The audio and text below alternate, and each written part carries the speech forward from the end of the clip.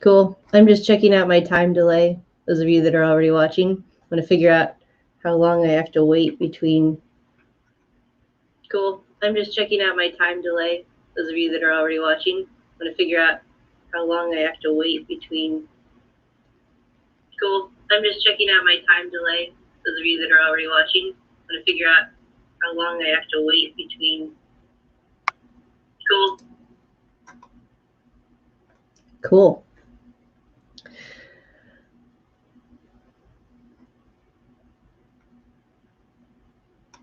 We're going to get started just after the top of the hour.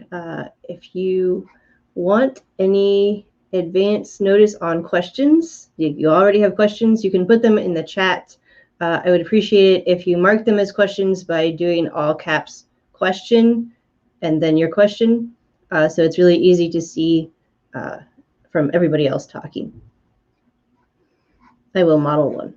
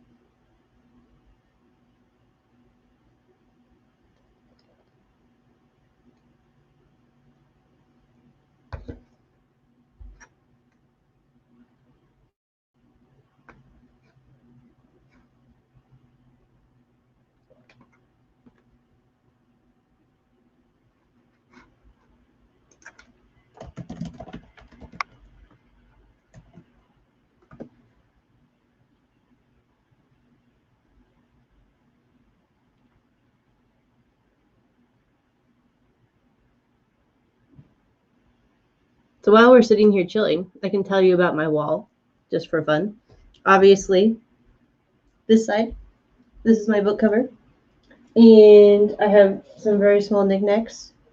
Someone painted this for me when I was in the hospital as a child. It's a ladybug. And I have this turtle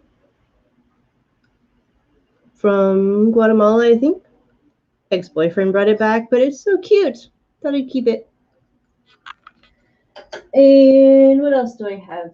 These photos, this one and this one, and the one down here that you can't really see, I took when I lived in Florence, my junior year of college, which was actually a lot longer than I would like to admit at this point. And then I bought these element stencils. They're not as heavy as they look. They're actually like kind of plastic, but they look really cool on the wall and they match my shelves. So we have earth, wind, fire, and water. somewhere. I think water's down there. Can't see. Yeah, down there. So when I thought that I was going to be doing only pandemic events, I planned my wall, and that's what it came up with. I'm really happy to have a wall and not be stuck in my very small apartment, which was terrible. I have a lot of privilege with my wall. So, all right, we are down to, we're going to give it another couple minutes because people are always running late, and I hate like having to be in the middle of something when I see like the watching like number doubled, because that'd be terrible. So you can watch me chill. I don't have any cats right now. They all went to sleep, so I can't show you any cats.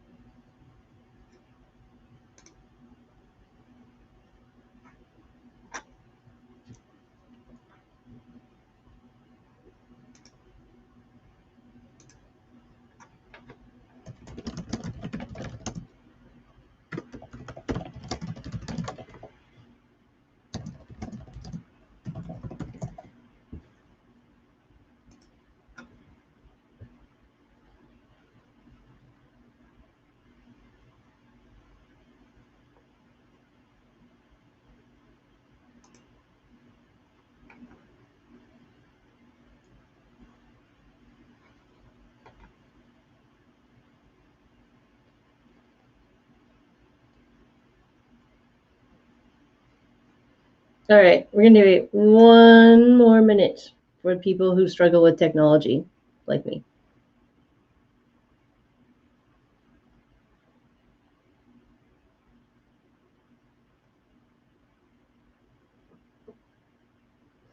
So, secret, mostly because I'm a bad planner, but also because I like hogging the camera. I'm doing this event by myself, so I don't have, a partner to ask me questions and make me sound intelligent about my book. So you only get to hear me talk for at least the next 40 minutes. And I did that almost on purpose.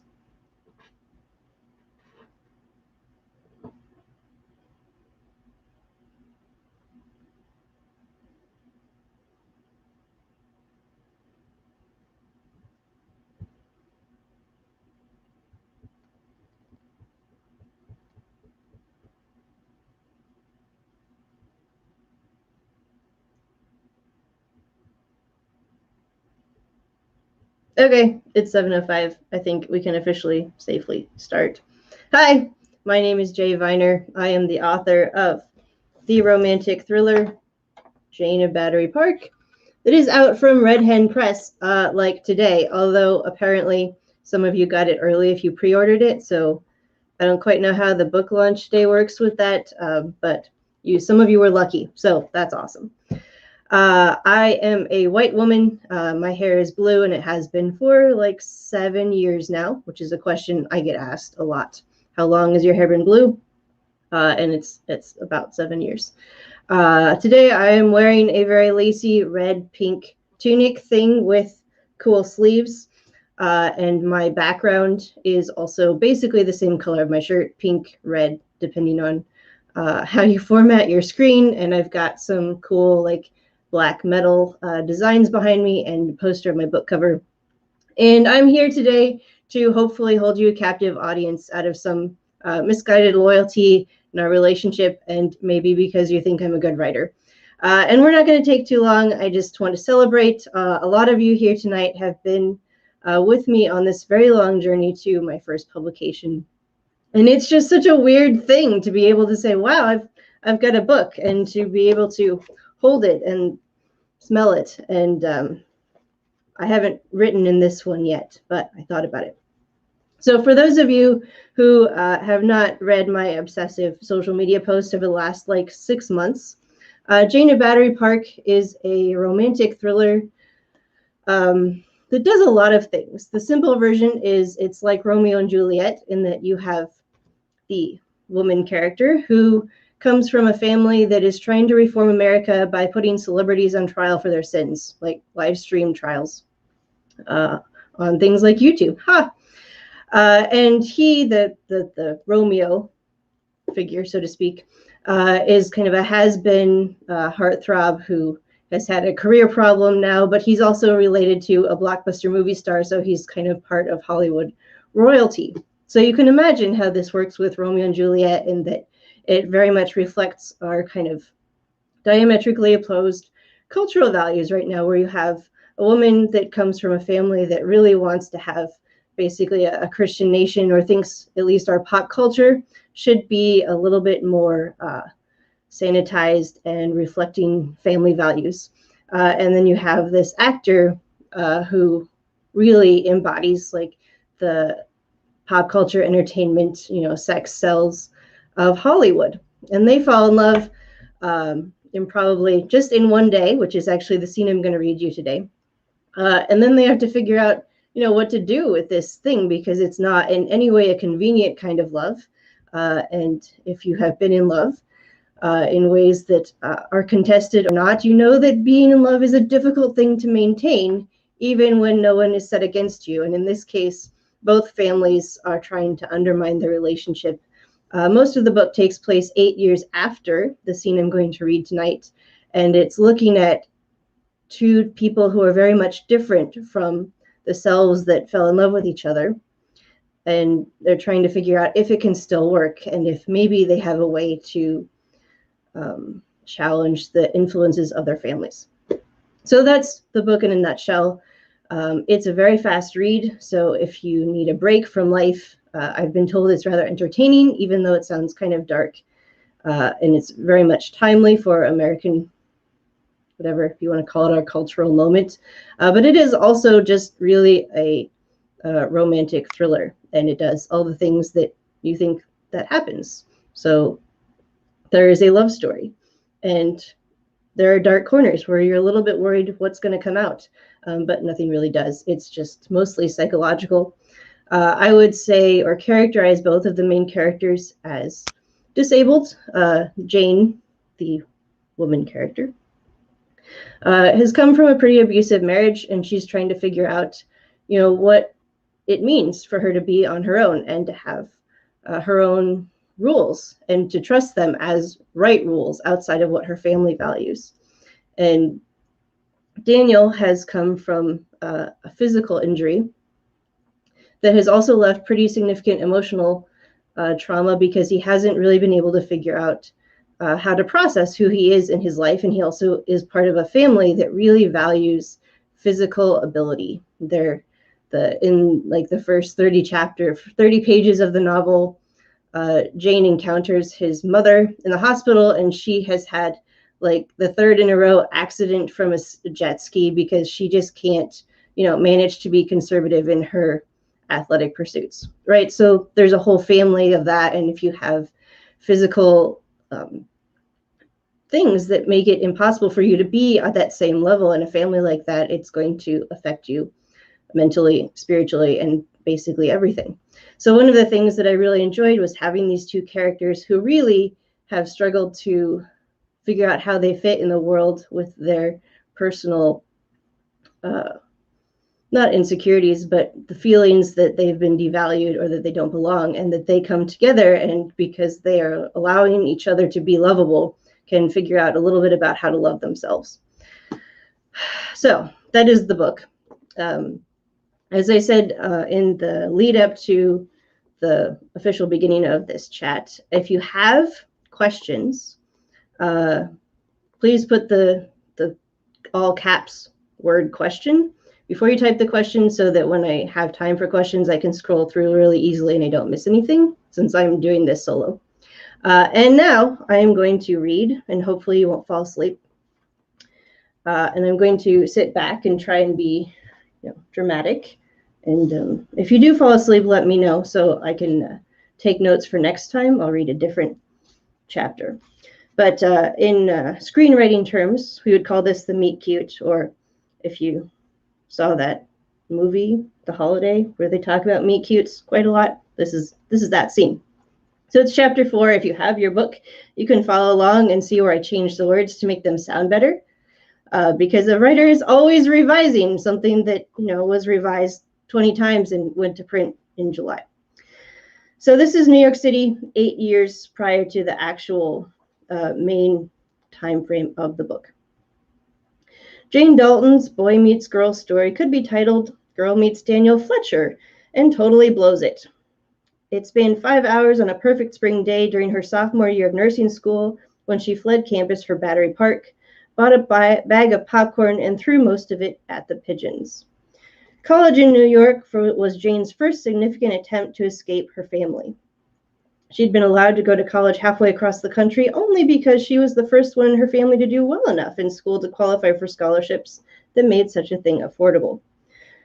That she'd been allowed to attend a secular school instead of a faith-based institution was due to the fact that she was dangerously close to being considered a lost cause after dumping her high school boyfriend, Seth, the man who would later become her husband, the man who now half the world thought was a terrorist and the other half thought was a hero.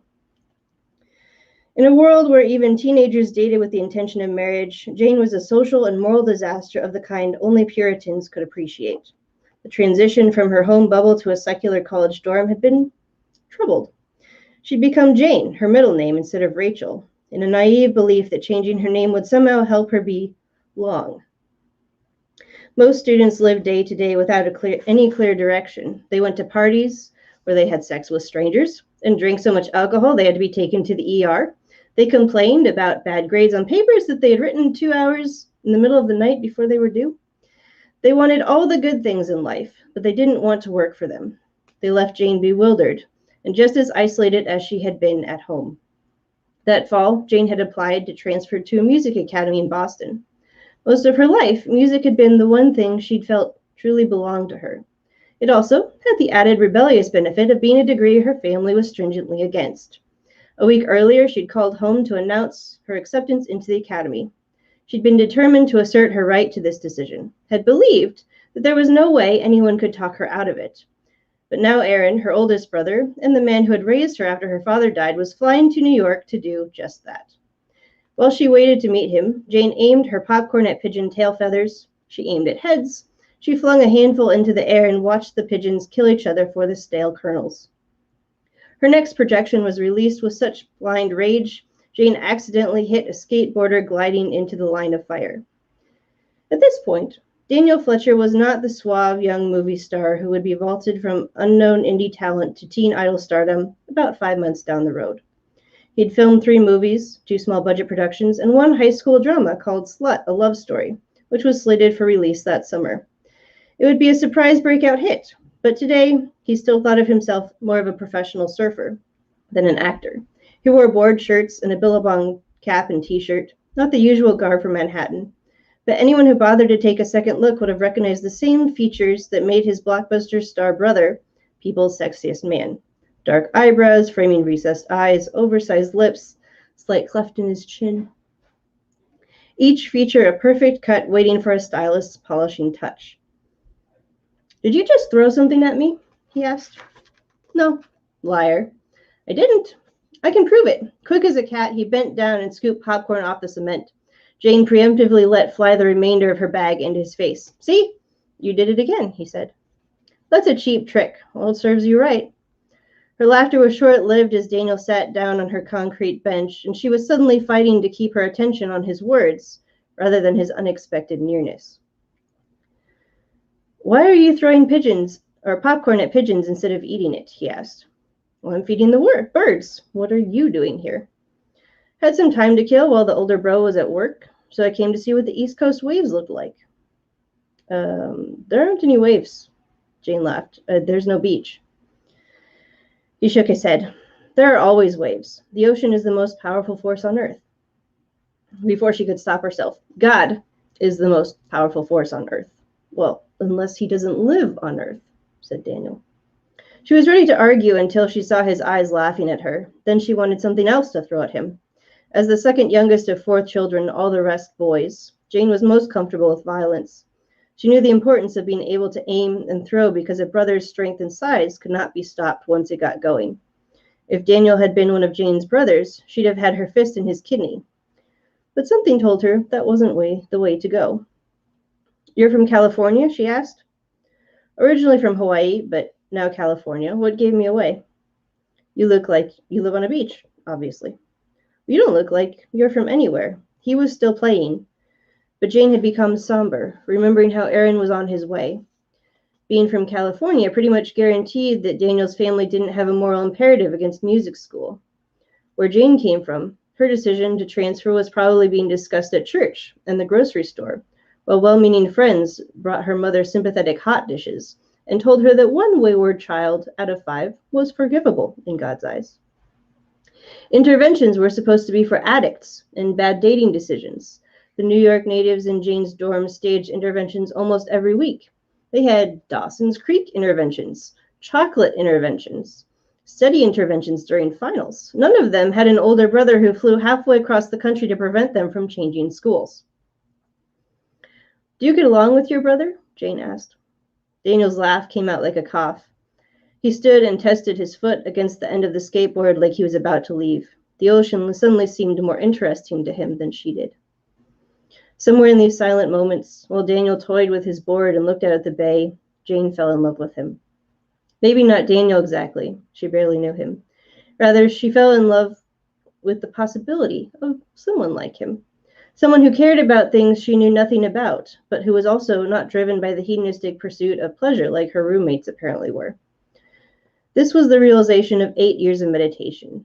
At the time, all Jane could articulate was that an awareness she had of the exotic and of a life governed by rules entirely different from those governed by her community. Scruffy and slouching with the air of an unemployed beach dude who was proud of his poverty, Daniel oozed an intimate connection to the salty grime of the ocean.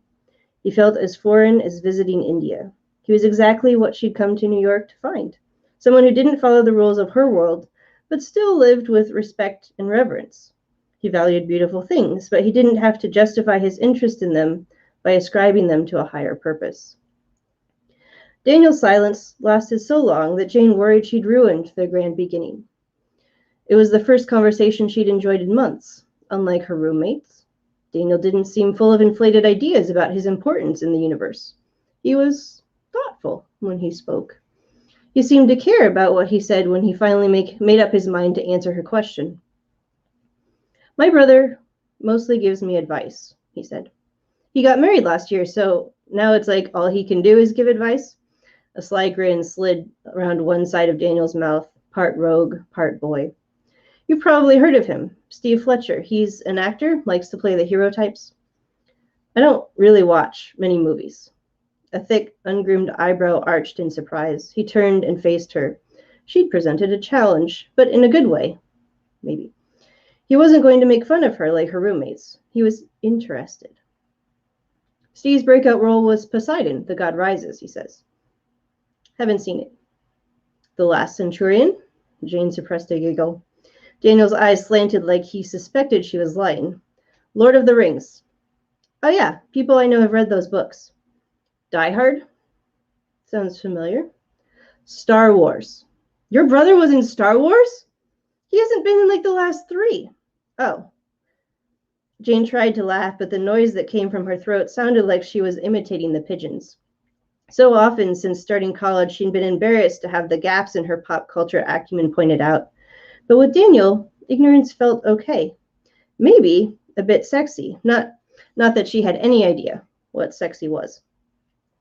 He leaned forward and scratched the scruff up on his chin. I don't understand. You look like a normal person. Do you just watch girl movies? What about The Devil Wears Prada or You've Got Mail? I saw Juno, she offered. The one about the teenager who chooses life rather than an abortion. My church youth group went to see it. Aha. Jane watched Daniel revise his initial impression. She couldn't tell if this revision worked in her favor or not. She certainly wasn't going to say that her youth group consisted of 50 kids who doubled as her homeschooled classmates, and that they'd gone to Juneau on a field trip, and afterwards everyone wrote a rhetorical essay on the pro-life argument of the movie. It took Daniel longer than Jane liked to figure out what to say next. He rode his skateboard back and forth in front of her, only an extra push away from zipping down the sidewalk. Each time Daniel flipped his board around and came back for another pass by the bench, her heart beat a little faster. Small hopes multiplied and piled on top of each other. Finally, he dropped down and sat on the board, braced his feet on either side of hers, and rolled back and forth. He looked up at her and asked with a grin, "So, if no movies, what do you like?" Jane floated among the clouds. She believed anything she said, no matter how out of context, would make sense because Daniel hadn't gone running at the mention of church, or burst out a bunch of expletives, or said something like, "Oh, you're one of those." She imagined this was what doing drugs felt like, what being drunk felt like. So she said, "A perfect fifth." "I don't know what that is," he said. Earth to Jane. Please return to Earth. Yeah, sorry, right. It's a music interval. Sometimes it's called the patriotic interval. If your brother had a theme, it would involve perfect fifths because he's the hero. "Are you a musician?" asked Daniel. "Well, I'm a nursing student, actually." "Oh. Actually, I'm hoping to move to Boston next semester. There's a piano performance program that wants me." "I always thought piano would be fun." Daniel drifted back into thoughtful mode, studying Jane as she basked in the glow of his miraculous attention. He said, "If you ever start watching movies, you could choose them by score composer. I'm really into James Horner. He does a lot of movies that sound like water." Jane nodded as though she understood, but she was thinking, movie music that sounds like water. Right. "I suppose you haven't heard of Titanic," Daniel continued. "Horner won an Oscar for that music. Or The Perfect Storm, there's this awesome guitar. Hang on. You need to write these down, because I'm not going to remember." Jane dug in her backpack. There were too many formulae and definitions and the names of all the bones in the human skeleton running around in her brain to add anything extra. On the back of a library checkout slip, Daniel wrote James Horner. He added another name below it, and then another, until most of the slip was covered with his cramped manuscript scrawl. "Now, when you go to Boston, you'll have some new tunes for your new life," he said. And he said it like the move had already been decided. He'd taken her at her word about Boston. No argument, no having to state her case, no feeling guilty for wanting something that was forbidden. This gift of acceptance had never been granted by anyone else. It made whatever would come next feel more significant. The stakes felt higher. They both sensed that there was something there. Unsure of what to do about it, they watched the tourists board the ferry to see the Statue of Liberty. Each waited for the other to speak first. All right, I'm going to stop there.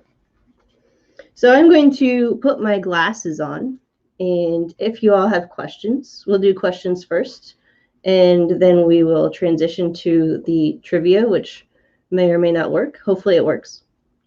But yeah, we're just hanging out. What do you want to know? I'm willing to answer any questions about the book, writing, publishing, and cats. Not necessarily in that order.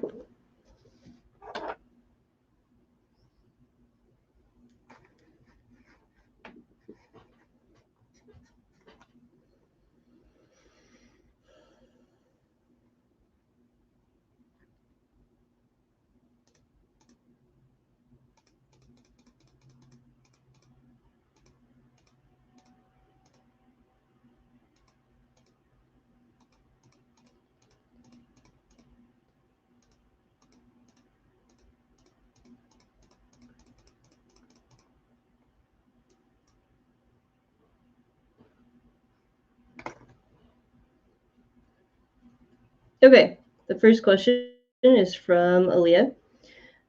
Where do you find inspiration for your characters? Should rephrase that with, I don't answer questions about inspiration because who knows? But since I didn't do that caveat, I guess I would say that for this particular book, I was really interested in thinking about why people that live in the middle of the country don't feel like or don't seem as valuable as people that live on the coasts. And so my original intention was to write a woman character who, to a limited extent, was like me in that she lived in the Midwest and comes from a place that is not able for, not findable on a map. If you've ever seen those videos where people go down the streets of New York and they say, can you point to where Nebraska is on the map? And they're in Canada. So that's been challenging to me, that's where I started to kind of think about, well, I want to represent kind of to some extent what our value systems are, or at least some of the Midwestern value systems, and situate them in the mainstream, whatever you want to call it, urban world of the coasts.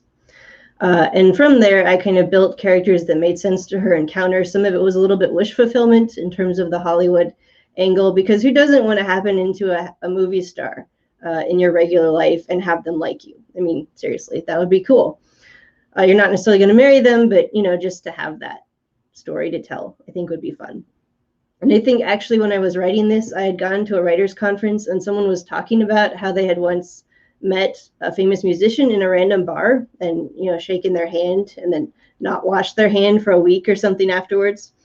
So I was thinking a little bit about that and how we encounter people that are like this far above us, but also we kind of want them to be like us and what that would be like.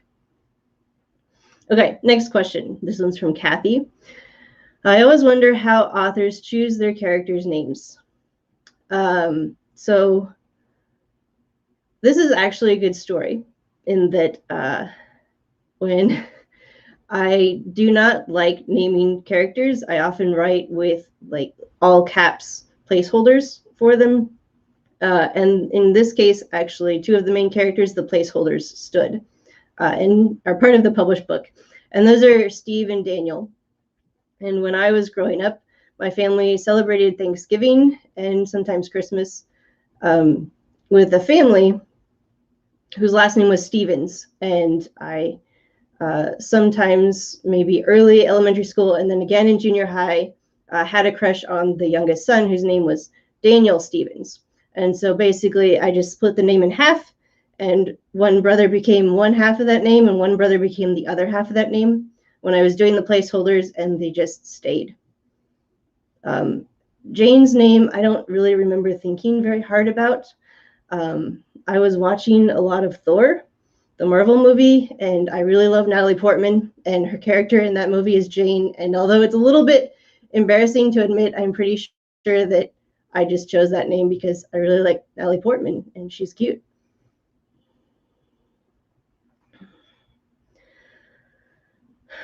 Okay, question from Caitlin.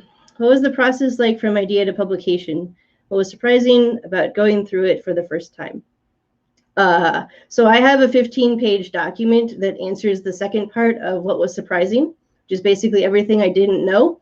And if you all are ever in a position where you're publishing your first book, I'll send it to you with some cliff notes. So you benefit from that knowledge because it has been quite a journey. But this book I started writing in 2012, and I thought it was done, and I was sending it to agents in New York, which if you don't know, that's the next step. Usually you get an agent and then they sell it to big publishers in New York for you.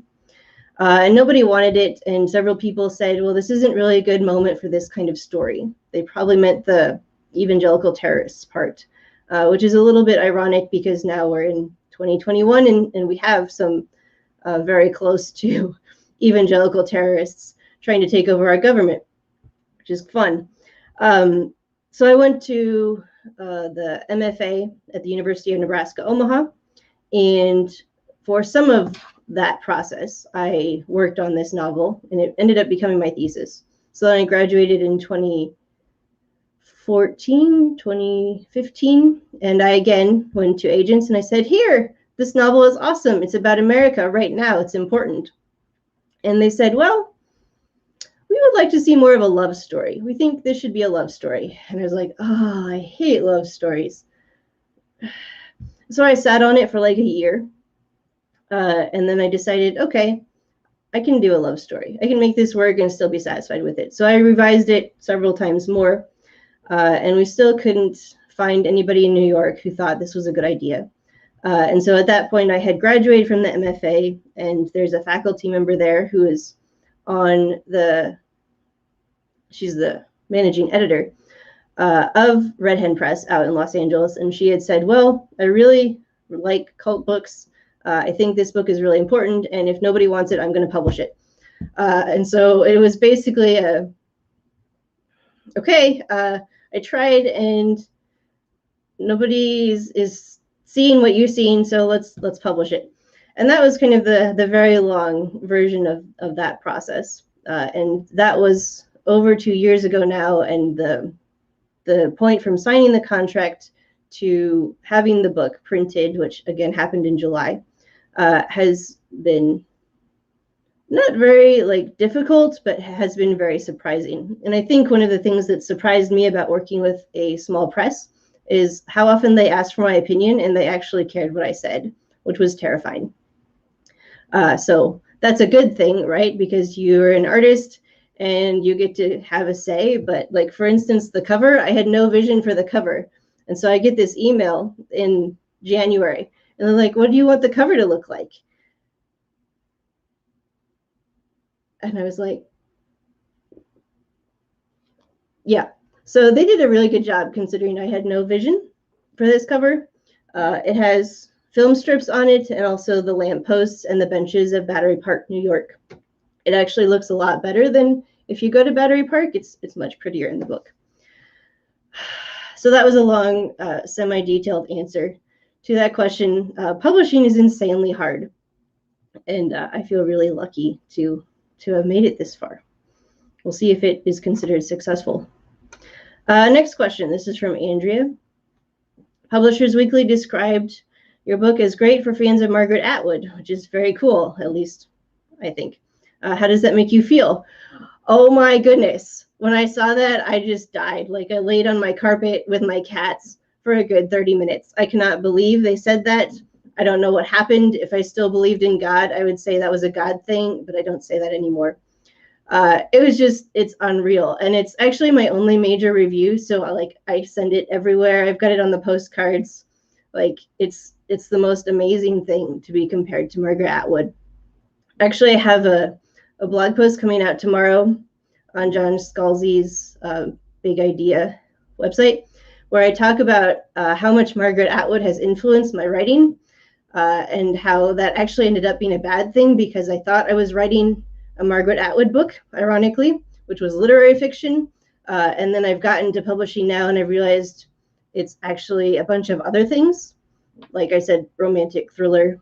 It's also speculative. And it was very confusing because I was taught Margaret Atwood in school. So I thought, she's this kind of book, but actually she's all these other things also. And part of my publishing journey has been realizing how important it is to figure out what your categories are for a book, because that's how audiences find it.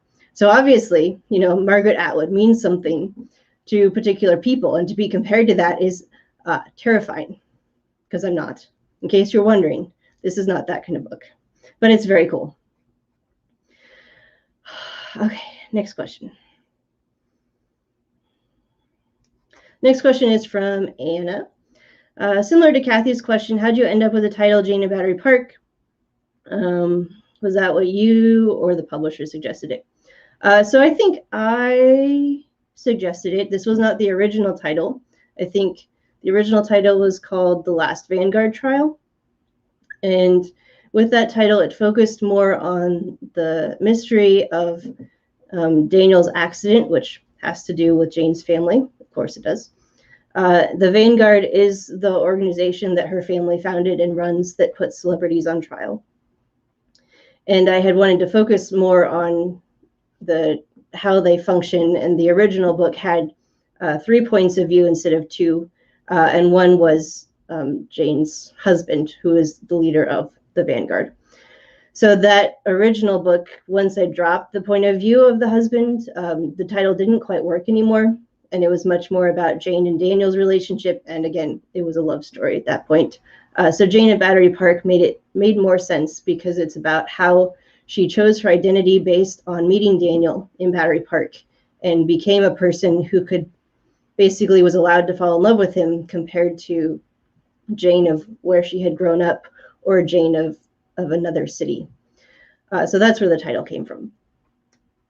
My publisher also really liked it because it has a bit of a sense of violence, and it hints a little bit at how the book works and how the characters experience violence from society and from their families. So I think at one point I panicked and I thought it wasn't good enough, and I tried to change it and they said no. So I agree with Caitlin. Everyone should love Natalie Portman. She's just adorable, and she's a really good actress. Okay, questions. This one is from Meredith.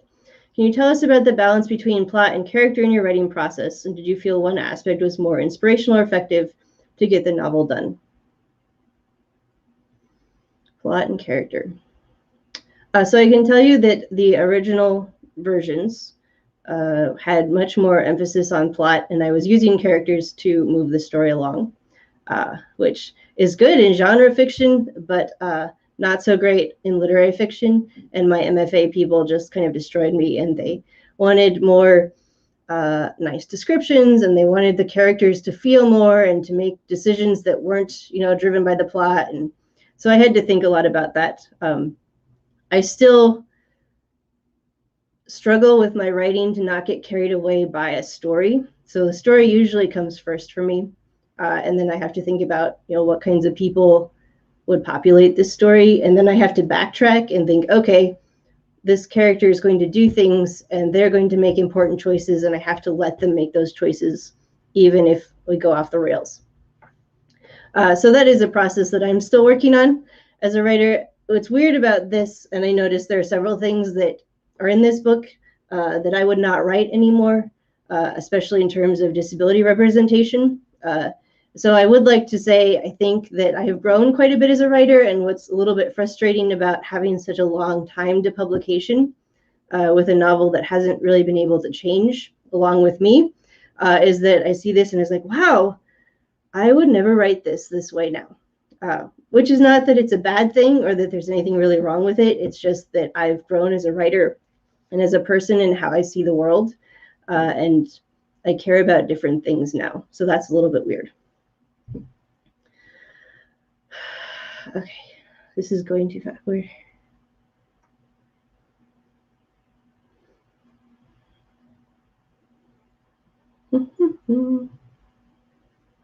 Oh.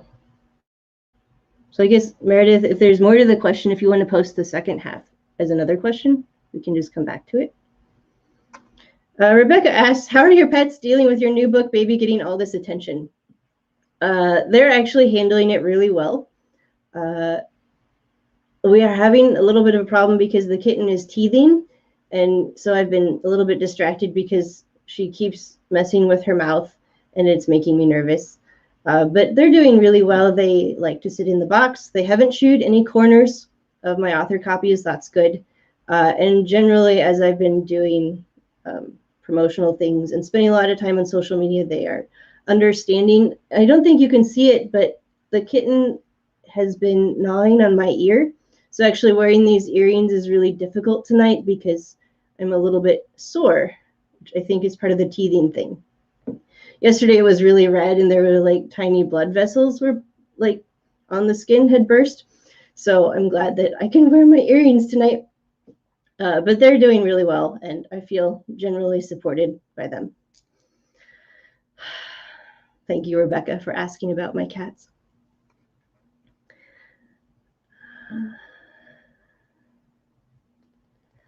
Okay, so this is a question from Cosmata. Did the characters take on a life of their own at any point in your writing? As in, did any of them do something that you hadn't planned for them? No, That's the short answer, because the story was very much plotted before the characters were fully formed. And that goes a little bit with how this would not be a book that I would write now, because I'm a little bit nicer to my characters. I think part of the problem with having them make their own choices was that I had a very particular vision for what kind of story I wanted to tell and what I wanted their arcs to be, and that they're not so much regular humans, but representations of particular experiences, especially with Jane coming out of a really strict religious organization and a really, really strict family life and trying to figure out who she was.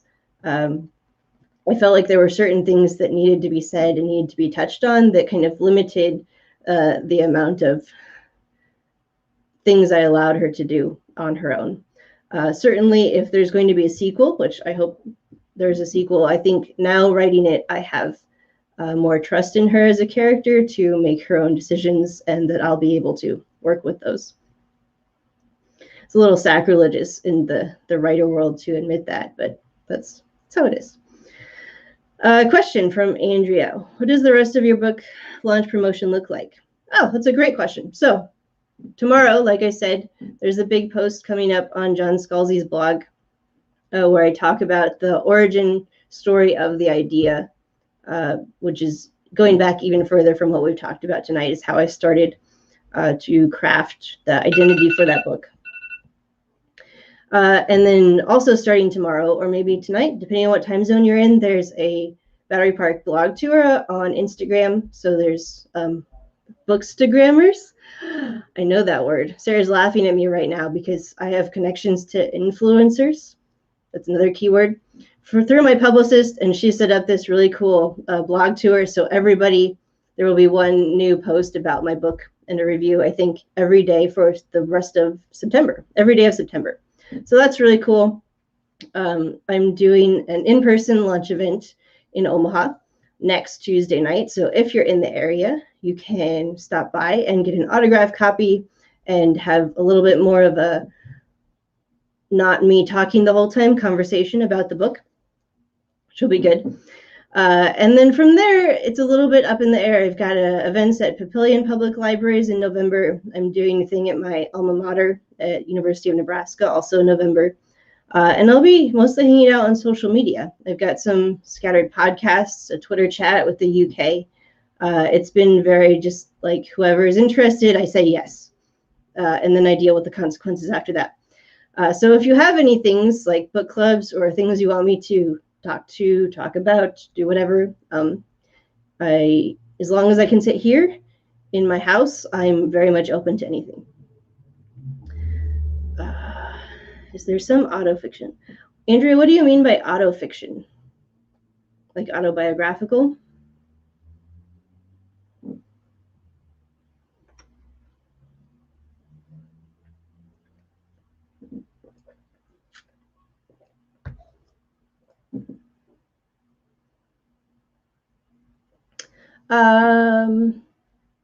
Not really. So really the only thing that I have in common with Jane is that I grew up in the 90s purity culture. If you know about I Kiss Dating Goodbye, or the abstinence until marriage movement that was really huge in the 90s. I did not have extremely fundamentalist parents, still don't, but I did to some extent grow up in that culture. So a lot of what Jane experiences, I took my basic experience and then I expanded it to what I knew people had experienced in more extreme settings and with families that were much more hardcore than mine were, and kind of went from there. I've done a lot of reading and a lot of time in Facebook groups with people who have come from that same culture, and seen how different, basically the same rules that I had, but how they have experienced a lot of trauma and heartache from trying to live by those standards through adolescence, and how that's affected their adulthood. And certainly it's affected how I see the world. So for instance, I was watching a movie the other day, and there was a woman who was wearing a very nice shirt, but she had breasts and it was very low. And I think that's great now, but I still have a gut reaction of, oh my goodness, why doesn't that woman cover up her chest, right? Because I was raised to think about certain things about what women were allowed to do in public and what was appropriate and how they were supposed to protect men's, I don't even know what. We won't get into that. So I still experienced that sight. And one of the things that I really wanted to think about with Jane was what you do as an adult when you have that sight, like whatever you're trained in your childhood culture, but it's not really who you are anymore, and trying to adapt to being a new person while you're still seeing to some extent in that viewpoint. So in that sense, there is a little bit of autofiction, but it's very limited. Okay, these are the last questions because I want to try and do this trivia thing because I really hope it'll work. I think it'll work. Okay, question from Meredith. What can we do to help with the launch? I read the book. Oh, wonderful. I'm glad that you think it's compelling. It's so surreal to be in a position where people are telling you like every hour today that something you did is amazing. That's never happened to me. And it's actually quite amazing. And this is the only day that I'm going to allow myself to read reviews on Goodreads, because after that, like, I think, you know, the haters will come out and tell me how horrible it is.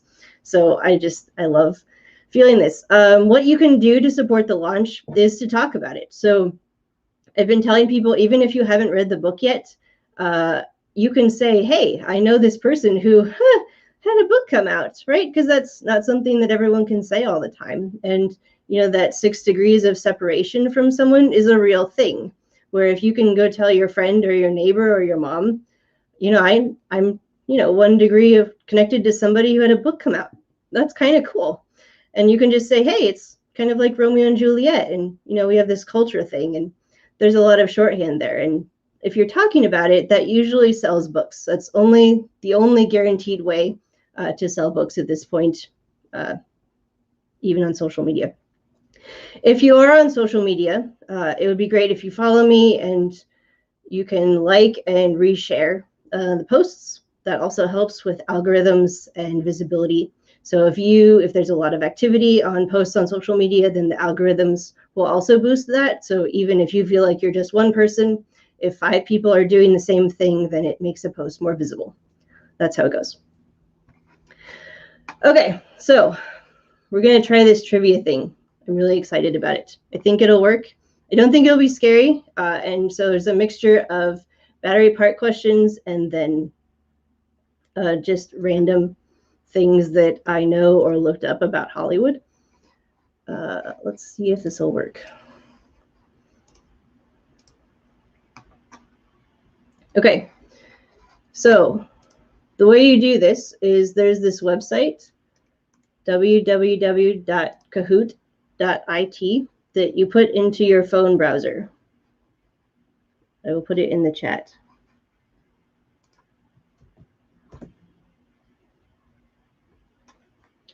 If you go to that website, then you can enter the game pin number, and it will allow you to have a game board. And the game board on your phone is just 4 colored buttons. And then when the questions come up on my computer screen, then you can choose your answer. The points are based on how fast you answer and accuracy. And I would like you to know that when I tested this today, I had something like 14,000 points. So that's, you know, if you get them all right and you answer them fast, because you know them already, that's your top score to beat tonight, right? I'm not going to play now, though.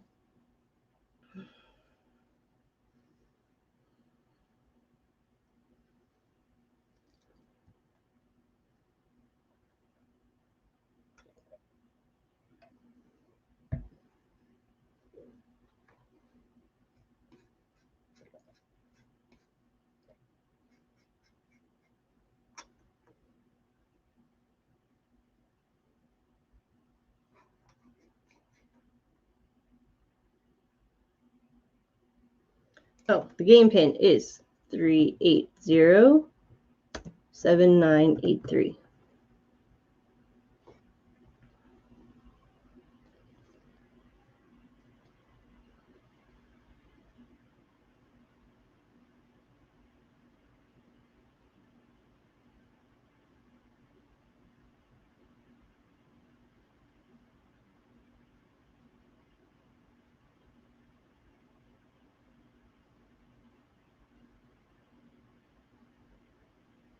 We'll wait 1 more minute for technical difficulties.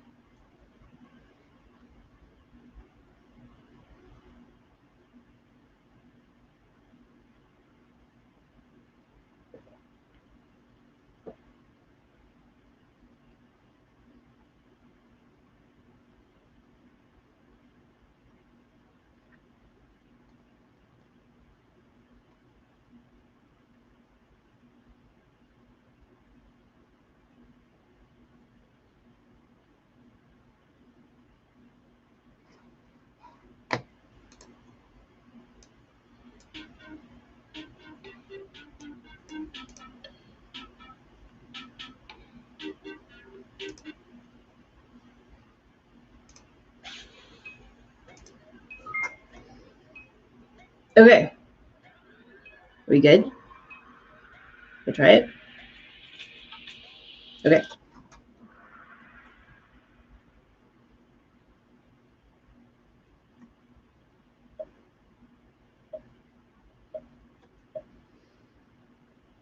Question number 1. Jane of Battery Park is A.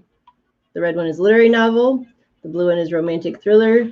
The yellow one is speculative novel. And the green one is all of the above.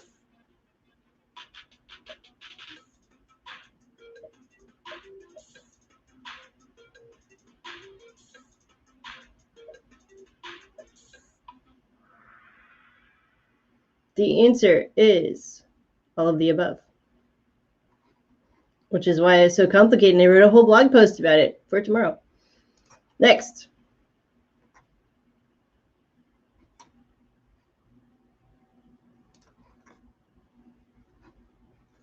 During the main story in the novel, Jane Dalton is A. The red one is actress, the blue one is homemaker, the yellow one is nurse, and the green one is college student.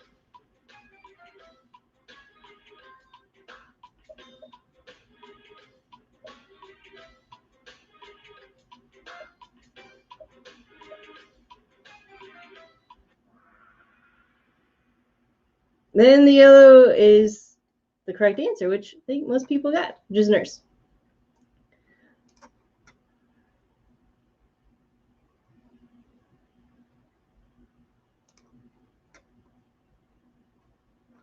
Jane falls in love with Daniel when they meet at, the red one is Los Angeles, California. The blue one is Battery Park, New York City.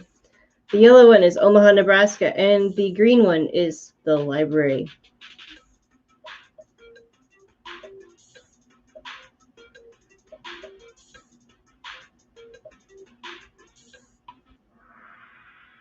And the answer is, wow, everyone got it. See, we read it and we're cool. It's Battery Park.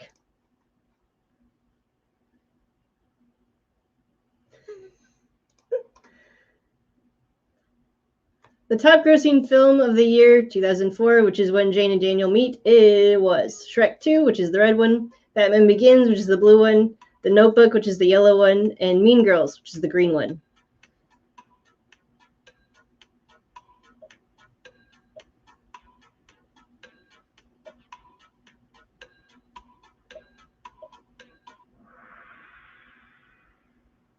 Oh, that one was harder.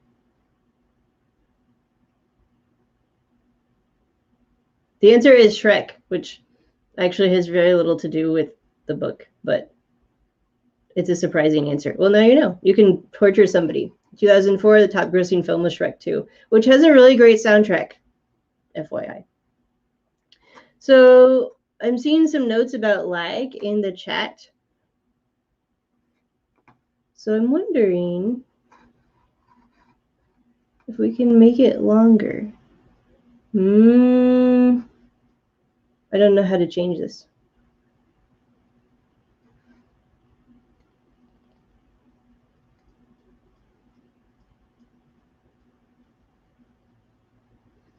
If it keeps happening, let me know and we'll see if we can change something. I've never done this before. We'll see.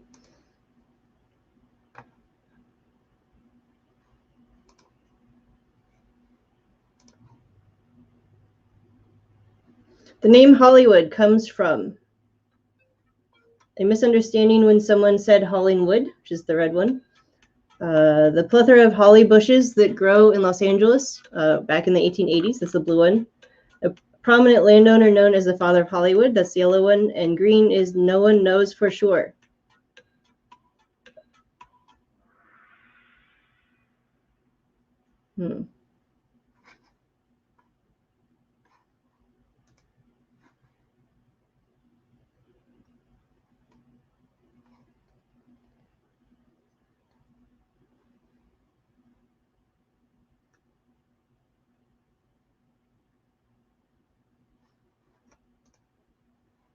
I'm going to try something. Yes.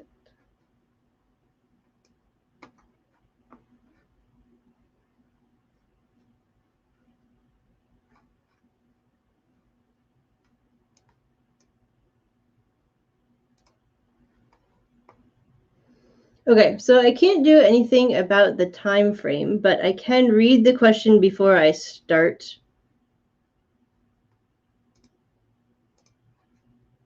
Ooh, wait, hang on a second.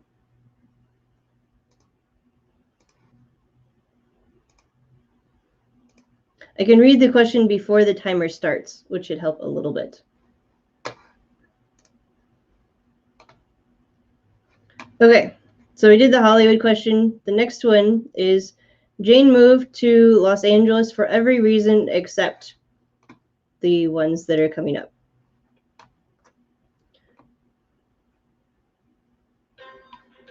Daniel lives there. It's the cultural opposite of her home culture. It's a typo. It's close to the ocean. She wanted to become an actress. So there's one that's wrong.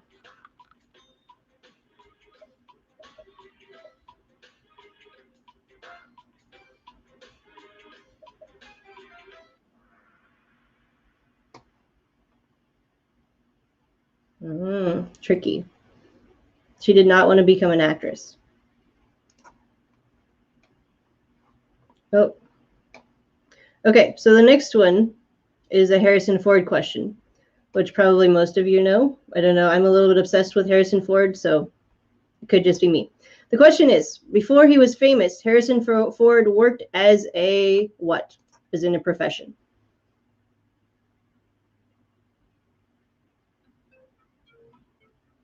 Mechanic, carpenter, salesman, barista.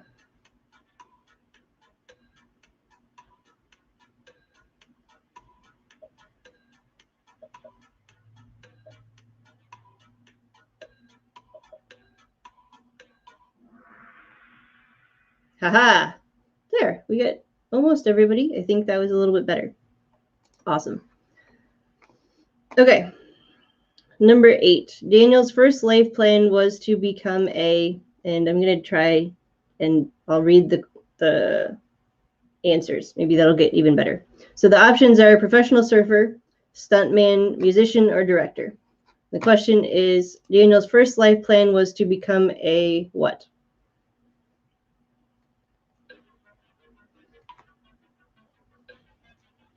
Professional surfer, stuntman, musician, or director?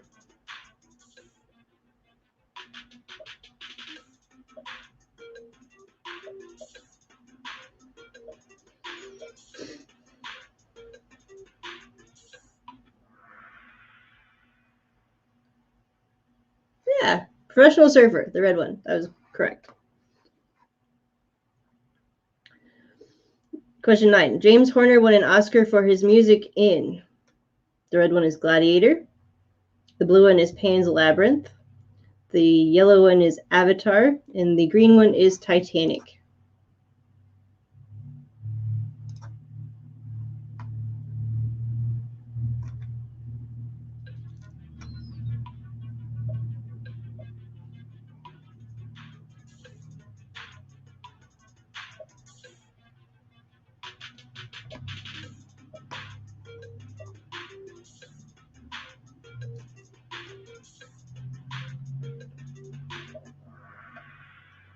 Yay! Here's some 90s trivia.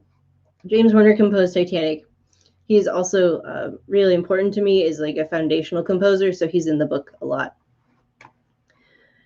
Number 10. When Jane tells Daniel his brother's life would be arranged in perfect fifths, she's talking about the red one is baking instruments, the blue one is drug dosages, the yellow one is music intervals, and the green one is none of the above.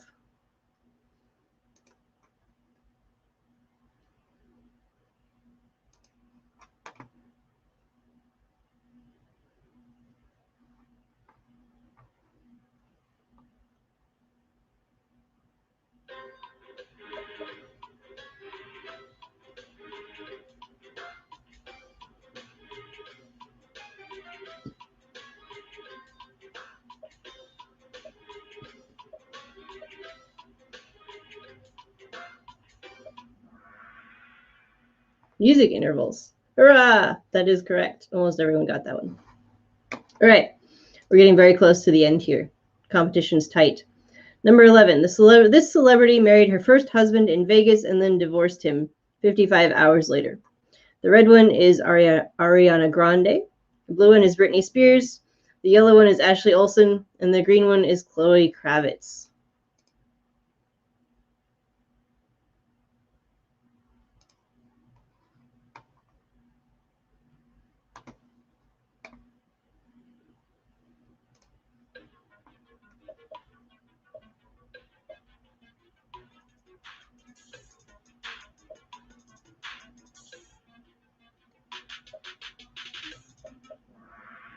Haha!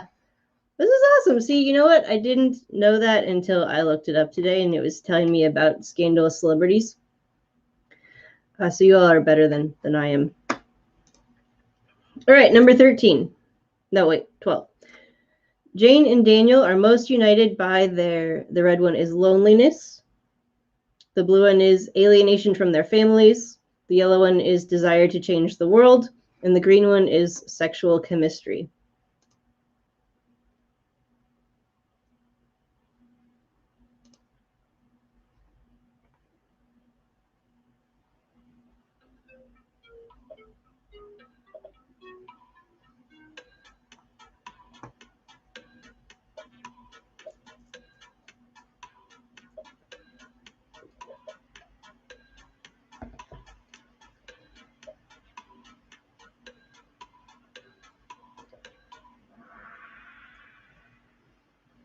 Alienation from their families. Yes, that is correct. The blue one.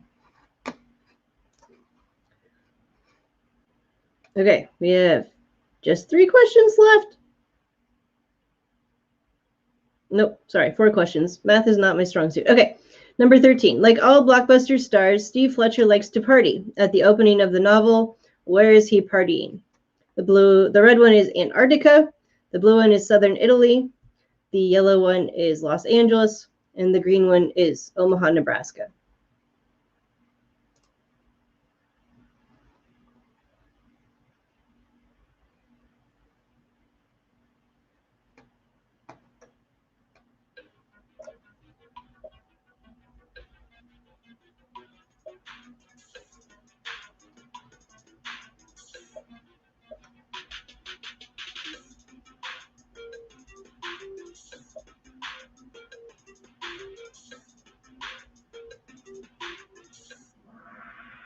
Southern Italy. Yes. There's actually very romantic. The first time we see Daniel is in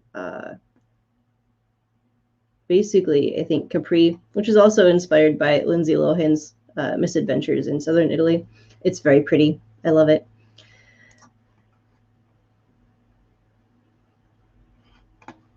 Number 14. This Canadian teen idol has made infamous headlines for many reckless driving incidences as well as egging their neighbor's house. The red one is Justin Bieber. The blue one is William Shatner. The yellow one is John Mellencamp. And the green one is Avril Lavigne.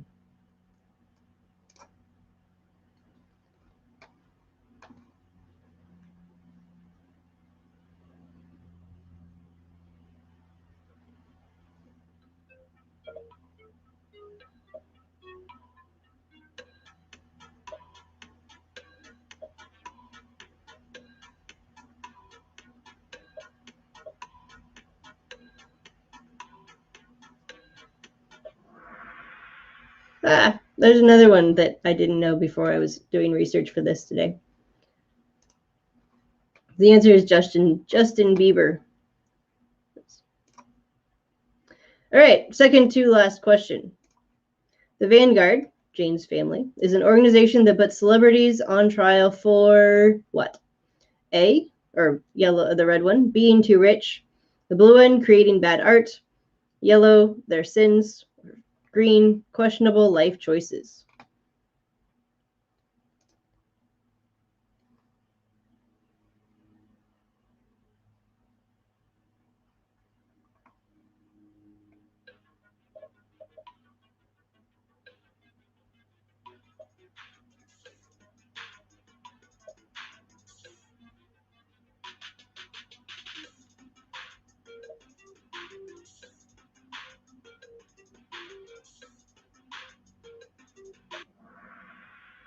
Hurrah! The answer is the yellow one, their sins. Well, I mean, it's probably a matter of opinion, but what they think are sins. All right, so we've got one question left. I'm not sure that anyone could catch Meredith, but M looks pretty close, so we'll see. Last question. A celebrity the Vanguard would most likely target for their sins would be. The red one is Bill Cosby. The blue one is Donald Trump. The yellow one is Miley Cyrus. And the green one is Martha Stewart.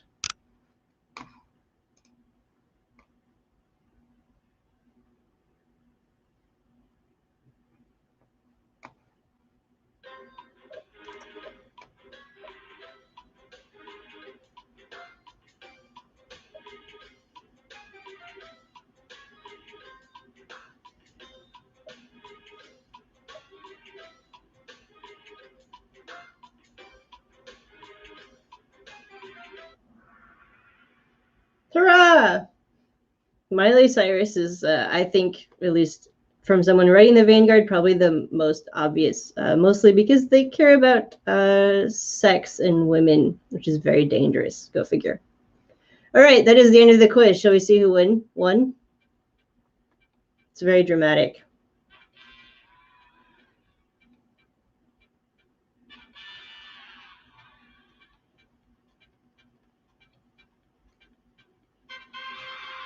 Woohoo!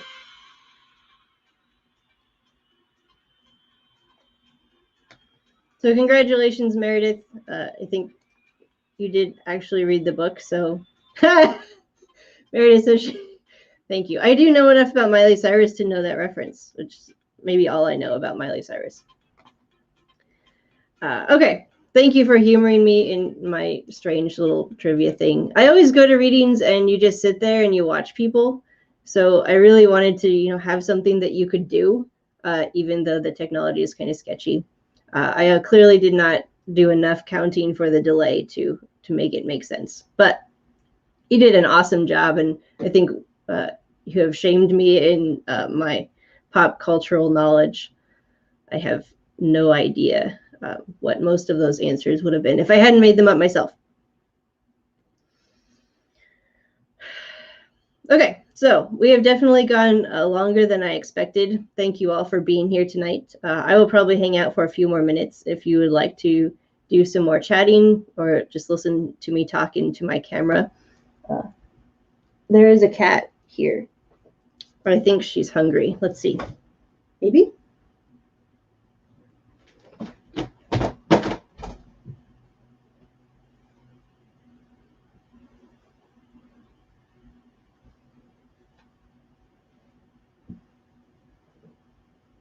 Say hi. This is Fricka. She's almost 6 months old, and she thinks it's time for bed. Yep. Bye.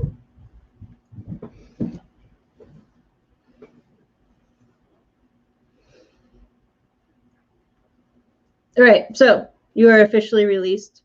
If you have other questions, I'll chill. I'm all dressed up and I don't have anywhere to go, so.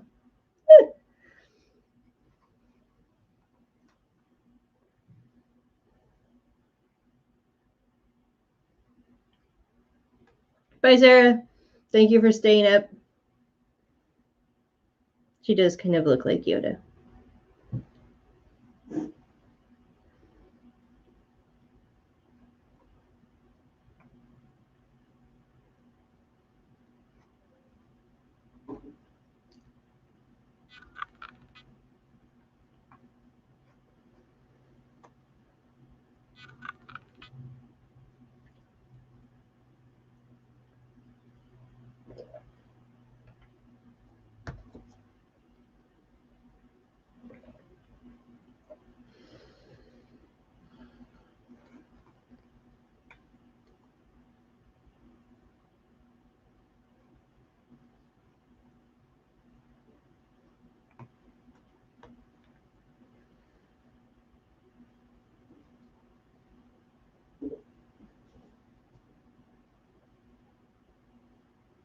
you all for being here. This is just so exciting.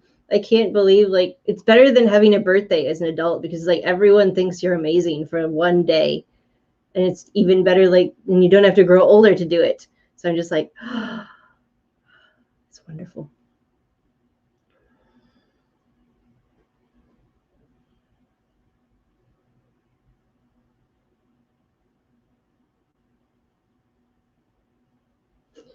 Thanks, Aaliyah. All right, I'm going to sign off. I think we're good for the night.